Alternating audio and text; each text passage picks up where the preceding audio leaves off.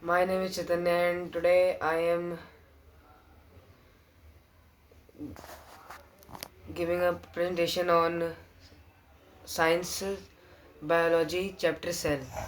Cell is a fundamental unit of our life because it is the smallest unit of life जो धरती पे पाई गई है हमारे सबसे छोटी इकाई।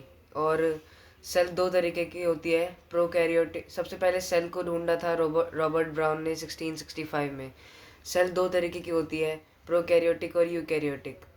प्रोकैरियोटिक जो अमीबा बैक्टीरिया इन सब में पाई जाती है, मतलब जो बहुत प्रीवियस प्रिमिटिव सेल होती है। और यूकैरियोटिक जो हमारे अंदर पाई जाती है, एनिमल के अंदर, प्लांट्स के अंदर, इसे यूकैरियोटिक कहते हैं। तो सेल को सब तीन भागों में बांटा गया। मेजर जो पार्ट है उसके वो है साइटोप्लाज्म, प्लाज्मा मेम्ब्रेन यानी सेल मेम्ब्रेन जो उसके बाउंड्री होती है, और न्यूक्लियस यानी सेल का ब्रेन। प्लाज्मा मेम्ब्रेन को और भी के सेल में मेम्ब्रेन कहते हैं, और एस पी एम भी कहते हैं, सेमी परमेबल मेम्ब्रेन। और साइटोप्लाज्म होता है, प्लाज्मा का बना होता है। इसमें वाटर होता है और सेल ऑर्गेनल्स तैयार रहे होते हैं। सेल ऑर्गेनल्स यानी सेल के, जैसे हमारे अंदर ऑर्गन्स होते हैं, किडनी ये सब, वैसे ही सेल के हमारे सेल में भी अलग अलग ऑर्गन्स होते हैं। और हम ये पढ़ रहे हैं यूकैरियोटिक सेल के बारे में, क्योंकि ज़्यादातर यही पाया जाता है। और न्यूक्लियस जो सेल का ब्रेन कह सकते हैं एक तरीके से, जिसमें जेनेटिक मटेरियल पाया जाता है। यानी कि जेनेटिक मटेरियल यानी जो इन्फॉर्मेशन पेरेंट से इंडिविजुअल में जाती है, उसे जेनेटिक मटेरियल कहते हैं। और हमने नाइन्थ के हिसाब से तो हमने पढ़ा है, हमने पढ़ा है अभी तक छः सेल ऑर्गेन्स के बारे में। पहला लाइसोसोम, दूसरा राइबोसोम, तीसरा गोल्जी अपैरेटस, चौथा एंडोप्लाज्मिक रेटिकुलम, पांचवा प्लास्टिड्स, और छठा माइटोकॉन्ड्रिया। सबसे पहला लाइसोसोम्स वो होते हैं जो हमारे सेल में एक सुसाइडल, इन्हें लाइसोसोम्स एक सेल ऑर्गेनल है हमारे सेल का, जो जिसे सुसाइडल बैग भी कहते हैं। और सुसाइड वो इसलिए इसको इसलिए सुसाइडल बैग कहते हैं क्योंकि जब भी हमारे सेल में कोई इन्फेक्शन बैक्टीरिया एंटर करता है प्लाज्मा मेम्ब्रेन से, तो वो अपने आप को बर्स्ट कर लेते हैं, जिस उसमें से एंजाइम्स निकलते हैं और उन बैक्टीरिया को खा जाते हैं। और अगर बैक्टीरिया ज़्यादा बढ़ा हुआ है तो वो जो एंजाइम्स होते हैं वो सेल को ही डिस्ट्रॉय कर देते हैं, जिसकी वजह से वो और दूसरे सेलों में ना फैले। और दूसरा राइबोसोम निकलते हैं एंडोप्लाज्मिक न्यूक्लियस से, जो न्यूक्लियस बनाता है। और राइबोसोम जो होता है वो प्रोटीन बनाते हैं हमारे सेल में।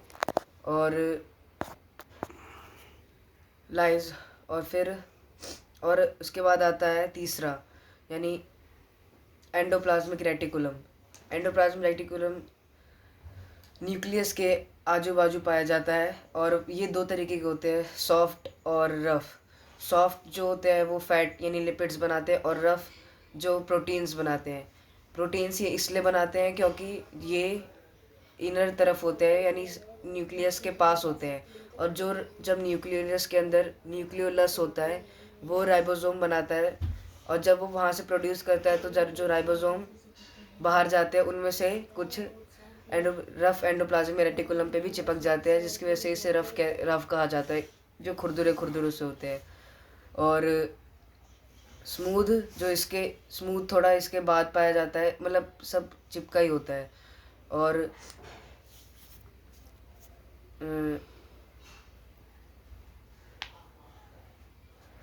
वो फैट्स बनाते हैं। अब आता है चौथे की बारी, यानी गोल्जी अपैरेटस हमारे सेल का एक सेल ऑर्गेनल है, विच इज़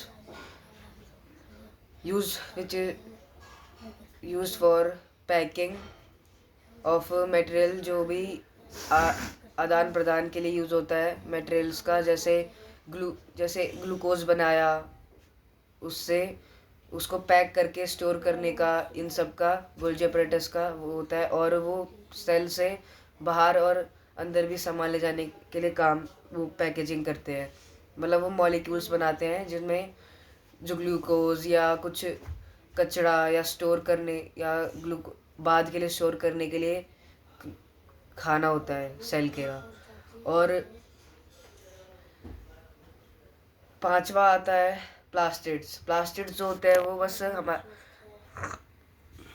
बस हमारे प्लांट्स में ही पाए जाते हैं। और प्लास्टिड्स 3 तरीके के होते हैं, क्रोमोप्लास्ट, क्लोरोप्लास्ट और ल्यूकोप्लास्ट। सबसे पहले हम ल्यूकोप्लास्ट की बात करेंगे। ल्यूकोप्लास्ट वो होते हैं जो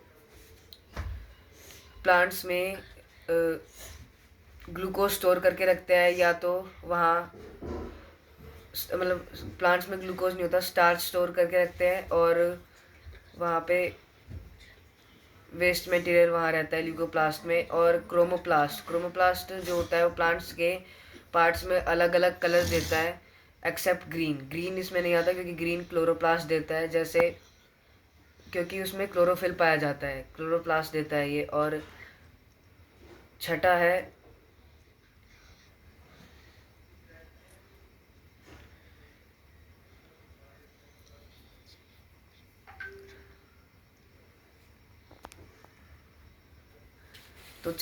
माइटोकॉन्ड्रिया। माइटोकॉन्ड्रिया जो होता है वो सेल का एक ऑर्गेनल है जो सेल में एटीपी बनाता है।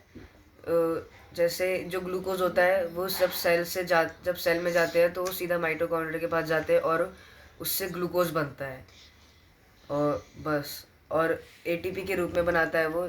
एटीपी की फुल फॉर्म है एडेनोसाइन ट्राइफॉस्फेट। और फिर लास्ट में हम पढ़ते हैं इसमें कि सेल डिवीज़न होते हैं 2 तरीके के, माइटोसिस और मियोसिस। माइटोसिस जिसमें बस हमारे जैसे मस्कुलर सेल्स, अलग सेल्स के मस्कुलर सेल्स जैसे सेल्स की वो हो, सेल डिवीज़न हो। और मियोसिस जिसमें हमारे जर्म सेल्स यानी स्पर्म या ओवम का वो सेल डिवीज़न हो। तो चैप्टर यहीं पे ख़त्म हो जाता है।